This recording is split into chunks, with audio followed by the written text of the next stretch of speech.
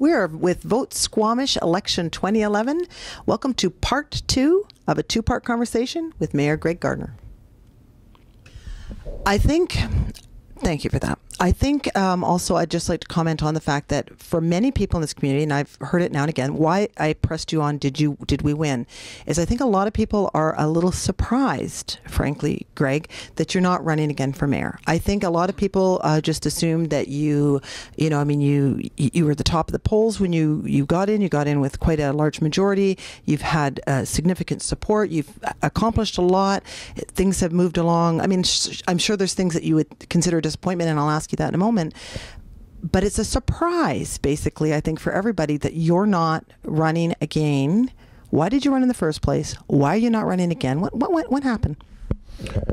Well, your assumption, I don't know. I don't know if people think it's a surprise or not. It was probably a surprise to me as much as anyone. I put it out of my mind until I gave myself a deadline of the end of July to make this decision.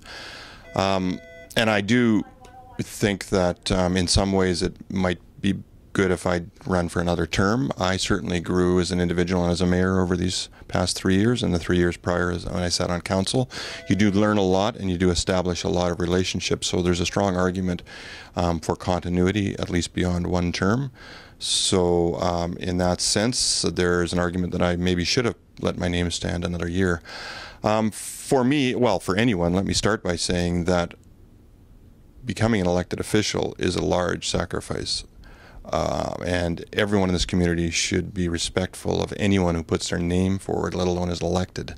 And I think if you talk to just about anyone who has been successful in an election, the workload is heavier than they thought. And I can speak for myself too. Not only was the workload heavier as mayor, but the issues were far more important than I had expected. We can have, a mayor and council can have a huge influence on the future of a community. And so those are big responsibilities to bear. Along with those types of responsibilities, and now I'm coming back to your question, if you are taking them seriously, it is a very serious commitment of time and energy. And for me, I went at it hard. I was aware of the challenges we had when I was elected mayor, and I went on it as hard as I could and accomplished as much as I could, and I'm proud of that. But it also left me somewhat low on energy, and to the point where I didn't know if it was the best thing if I served another term right now. I sometimes joke with people close to me that if I could take a 6-month sabbatical, I probably could carry on. But for me, I thought it was the best thing to take a step back. And I've never considered myself someone who is doing this or is a career politician, I guess. I feel I did my community service, and I feel that I've done as good a job as I can do, and maybe it's time to let someone else step up. Mm-hmm. And I think you've done a great job from my perspective, from what I've watched. And for one thing, if it's just a measure of time and energy and intention, putting that time and energy into it, you've been remarkable. I mean, you certainly have. You brought your background. You've, from my perspective, you've been fair and you've allowed things to move forward, and you haven't had one particular vein that you've gone with. Tell me, though, you did say it's a bigger commitment than you had expected on council or mayor. So let's talk a little bit about councillors who are running now, what they should expect, maybe compensation. Do you feel it's fair based on the commitment? Do you feel there's another way of doing it beyond the way that you did it, which was fairly full out? In hindsight, is that the best idea? Let's talk about councillors. So, just trying to think of the first part of your question. I mean, compensation is a very difficult one. There's this counterbalancing argument about compensation. I think compensation, let's back up and talk about what we're trying to accomplish here, or from my point of view, what's most important, and that's to get the best people in the community, the most qualified people in the community running for council and hopefully elected, and how we do that. And I have to think if that's the overriding goal, compensation is probably not a huge factor for those people. We want people who have been successful, and I'm not just talking about business success, whether they're successful in leading a labor organization or a charitable organization or a business organization. You want successful leaders to step forward. And very few of those type of people are motivated, highly motivated by a salary, or certainly a type of salary that we're going to ever pay elected officials in this community. The counterbalancing argument, of course, is that it needs to be a fair salary particularly for people who have to step aside from a regular job. And those are the balances. Our council looked at it again this year, a number of times actually. It was brought forward by one member of council. But we did a survey very early on in our term and found out that we were not undercompensated, at least by the measure of comparing us to other communities in British Columbia our size. Having said that, we raised the mayor's salary in this last term significantly.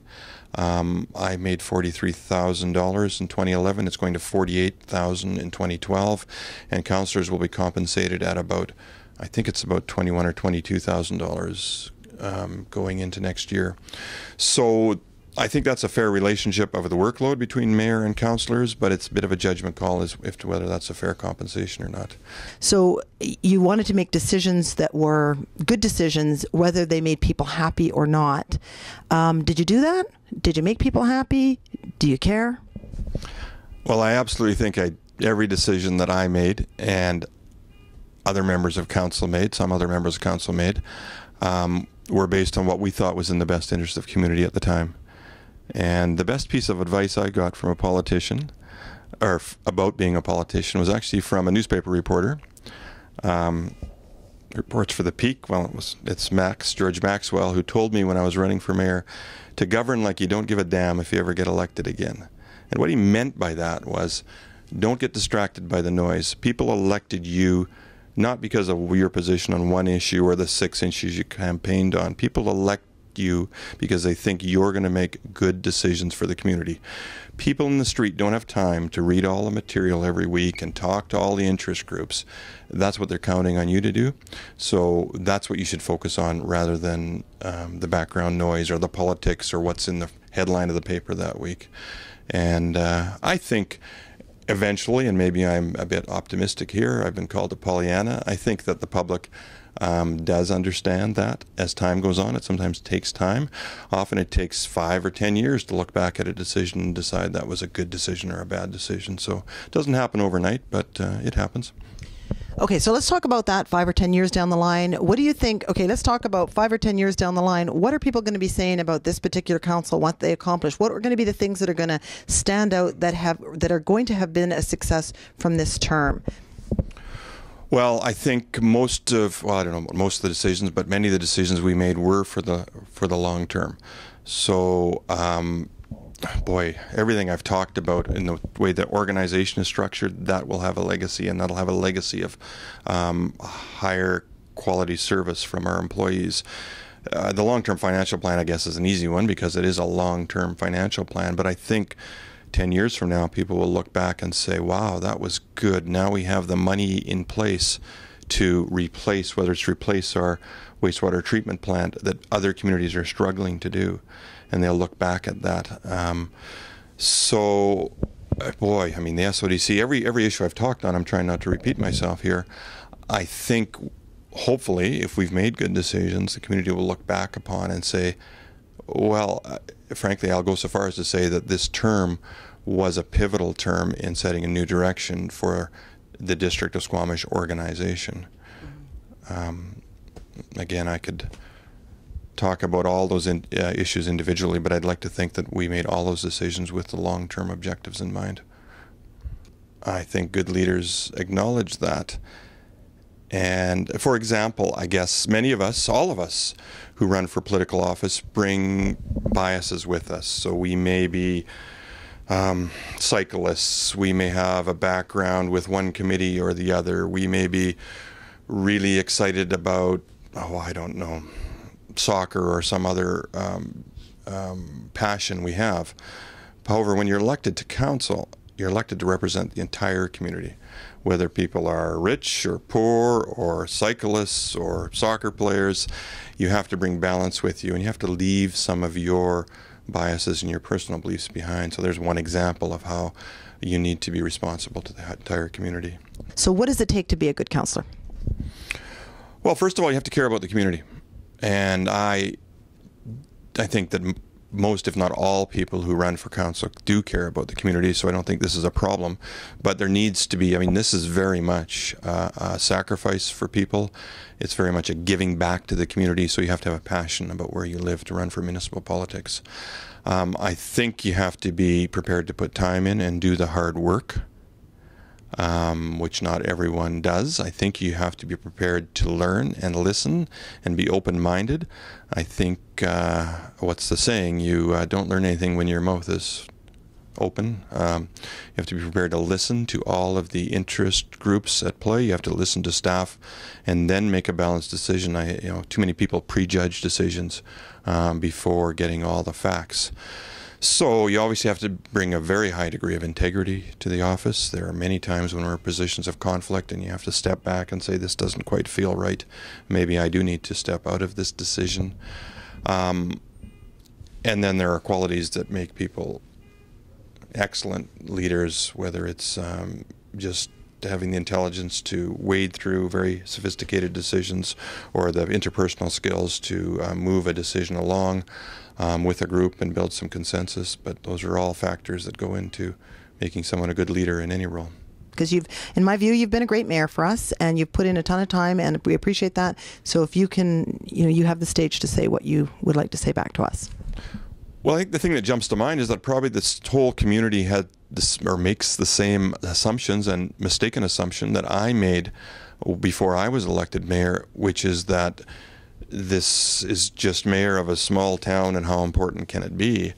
It's an extremely important role to as mayor and as councillor, and I would ask the community to take it seriously. I would ask the community to stay abreast of the issues. I would ask the community to support good people putting their names forward. I would ask good people to think about putting their names forward.